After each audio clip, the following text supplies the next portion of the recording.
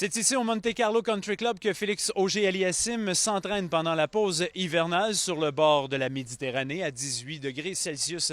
Eh bien, on a eu la chance de le côtoyer pendant 2 jours à l'entraînement au début du mois de décembre. Et on a également discuté avec Félix de sa dernière saison, sa première saison sur le circuit de l'ATP, première saison complète, de son ascension fulgurante au classement mondial, de la façon dont lui et son équipe gèrent sa très jeune carrière.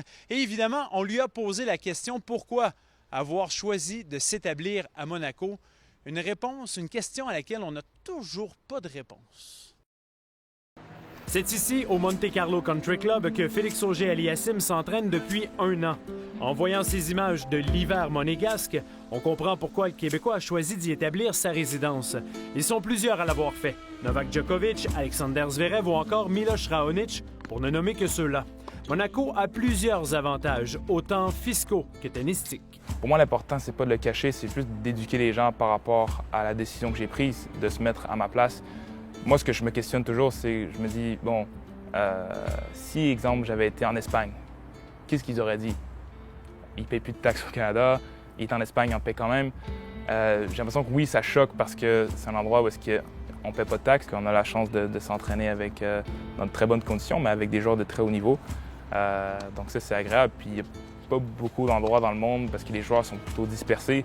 Mais ici, on regroupe quand même presque 8 ou 10 joueurs du top 20. Au moment de notre passage, ils étaient tous encore en vacances, sauf Félix.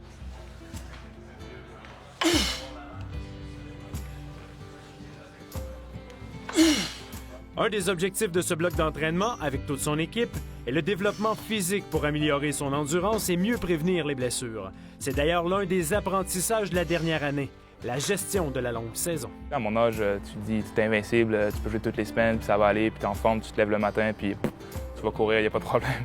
Mais là, tu apprends à gérer que, bon, évidemment, avec tout l'effort qu'on donne, avec toutes les semaines qu'on joue, il faut apprendre à, des fois, à sauter quelques semaines, à gérer. Mais j'ai pas de regrets par rapport à ça, plus un bel apprentissage. Si l'apprentissage se poursuit, Félix a assimilé un aspect important. Accéder au sommet ne se fera pas du jour au lendemain. Et c'est ce qui marque lorsqu'on discute avec lui. Sa maturité pour son jeune âge. À 19 ans seulement, il sait tout le travail qu'il doit abattre. C'est très naturel. Je pense qu'il n'y a rien de forcé dans ce qu'on fait. Il faut que ça soit naturel, sinon tu ne peux pas tenir sur la durée. Et la force des joueurs comme Federer, Nadal, qui puissent gagner à leur âge au plus haut niveau, c'est que tout ce qu'ils font, tout ce qu'ils ont bien fait toutes ces années-là, c'est en eux. C'est comme se brosser les dents le soir, c'est naturel, c'est rendu une routine. C'est pas des joueurs qui s'entraînent bien 2 semaines, après 2 semaines moins bien. C'est chaque jour, avec les moyens du bord, avec leur forme du jour, ils amènent leur meilleur. Puis après, toutes ces belles choses-là qu'on dit, c'est beaucoup plus facile à dire qu'à faire. Ce sera donc le défi de Félix en 2020.